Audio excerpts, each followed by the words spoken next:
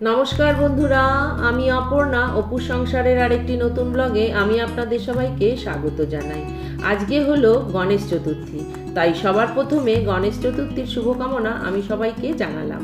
আর আজকে আমি বাড়িতে গণেশ পুজো করব, আর তার জন্য আমি গণেশের সবথেকে প্রিয় খাবার মোদক সেটা বানিয়েছি।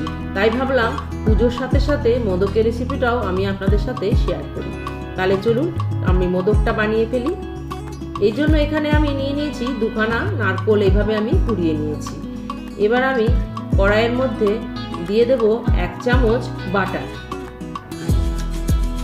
বাটারটাকে ভালো করে এইভাবে মেল্ট করে নিয়ে এর মধ্যে আমি নারকোল কোড়াটাকে দিয়ে দেব।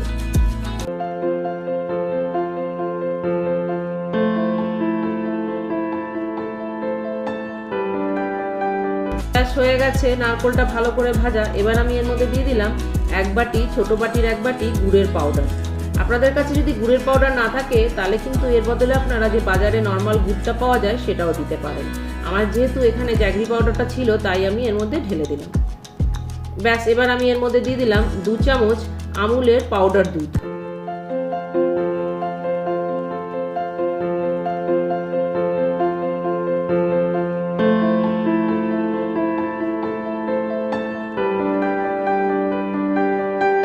ব্যাস হয়ে গেছে। এবার আমি এর মধ্যে দিয়ে দিলাম কিছুটা কাজু কুচি আর কিশমিশ কুচি। এটা দিয়েও আমাকে এটাকে ভালো করে মিশিয়ে নিতে হবে। ব্যাস, এটাকে দিয়ে ভালো করে মিশিয়ে দিতে হবে। এটাতে কিন্তু খুব বেশি পাক দেওয়ার দরকার নেই, যেরকম আপনারা নাড়ু বানায় অতখানি পাক কিন্তু এটার জন্য দরকার নেই। ব্যাস হয়ে গেছে। এবার আমি এর মধ্যে ঢেলে দেবো 1 চামচ এলাইচি পাউডার। এলাইচি দানার বীজগুলোকে বার করে নিয়ে আমি এটাকে ভালো করে পাউডার করে নিয়েছিলাম। ব্যাস হয়ে গেছে। এবার আমি এটাকে ঢেলে নেব। এটাকে ঢেলে কিছুক্ষণ ঠান্ডা হতে দেব। এবার চলুন এটার একটা ডো বানিয়ে নিই। আর তার জন্য আমি সবার প্রথমে কড়াইতে এই বাটিটার মাপে 1 বাটি জল দিলাম, আর তার মধ্যে দিয়ে দিলাম 1 চামচ বাটার আর 1 চামচ লবণ। ব্যাস, এবার এটাকে ভালো করে মেল্ট করে ওই যে বাটিটার আমি জল দিয়েছিলাম সেই বাটিটারই 1 বাটি দেব চালের গুঁড়ো। ব্যাস, এটাকে এই সমান মাপে দিয়ে ভালো করে নেড়ে এইভাবে এটাকে ভালো করে মাখিয়ে নিতে হবে জলের সাথে। ব্যাস হয়ে গেছে, দেখুন এরকম আঠা আঠা হয়ে গেছে, তার মানে এটা হয়ে গেছে। এবার আমি এটাকে গ্যাসটা বন্ধ করে ঢেকে রেখে দেবো 10 মিনিটের জন্য। ব্যাস হয়ে গেছে 10 মিনিট। এবার আমি এটাকে থালায় একটা ঢেলে নেব। এবার আমি এটাকে ভালো করে যেরকম আটা মাখে এই গরম গরম অবস্থাতেই আমাকে কিন্তু এটাকে একটা ডো বানিয়ে নিতে হবে।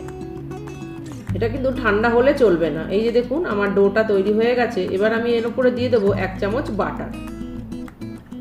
বাটারটা দিয়েও এটাকে আমাকে ভালো করে মাখতে হবে। এই ডোটা যত ভালো হবে আর মোদকগুলো কিন্তু খেতে তত টেস্ট হবে। ব্যাস দেখুন হয়ে গেছে আমার ডোটা। এবার আমাকে এই ডোটা থেকে ছোট ছোট করে বল বানিয়ে নিতে হবে। এই যে দেখুন এইভাবে আমাকে ছোট ছোট করে বল বানিয়ে নিতে হবে।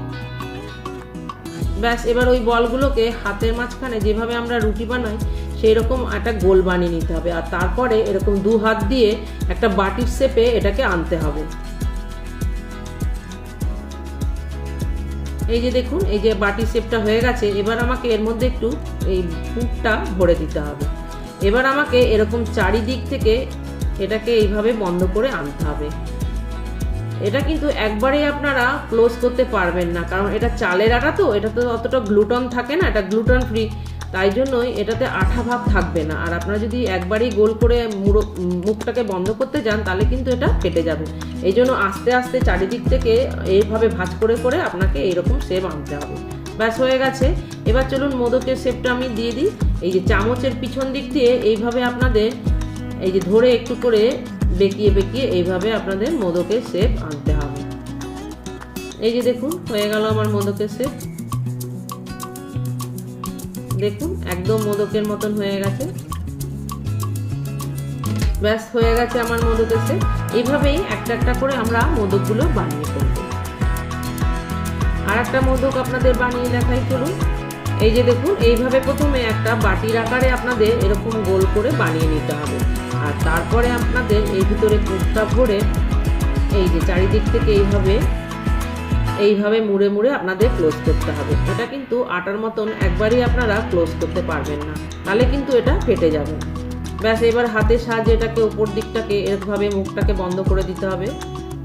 ব্যাস হয়ে গেছে, এই দেখুন। আর চামচ দিয়ে এরকম মোমোর শেপ দিতে হবে।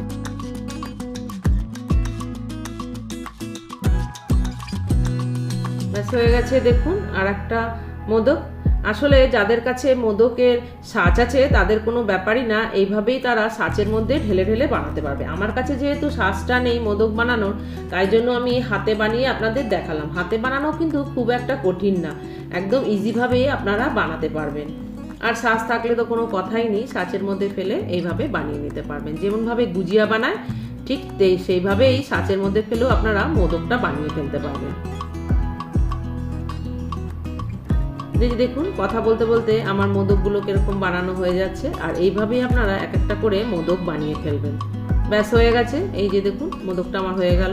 ব্যাস হয়ে গেছে। এবার চলুন মোদকটাকে একটু স্টিম দিয়ে নিই। প্রথমে আমি একটা সসপ্যানে জল গরম করে নিয়েছি, আর তার উপরে ঝাঁঝরি থালায় এইভাবে মোদকগুলো সাজিয়ে দিয়ে এটাকে ঢেকে দেবো 15 থেকে 20 মিনিটের জন্য। ব্যাস হয়ে গেছে আমার মোদকগুলো।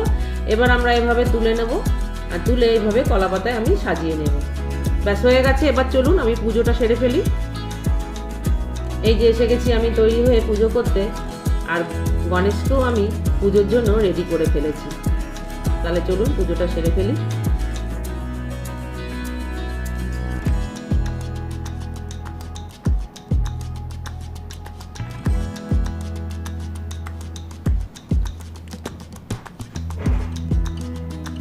এই যে আমি যে গণেশকে দুর্বার মালাটা পরালাম না, এটাই কিন্তু আসল মালা।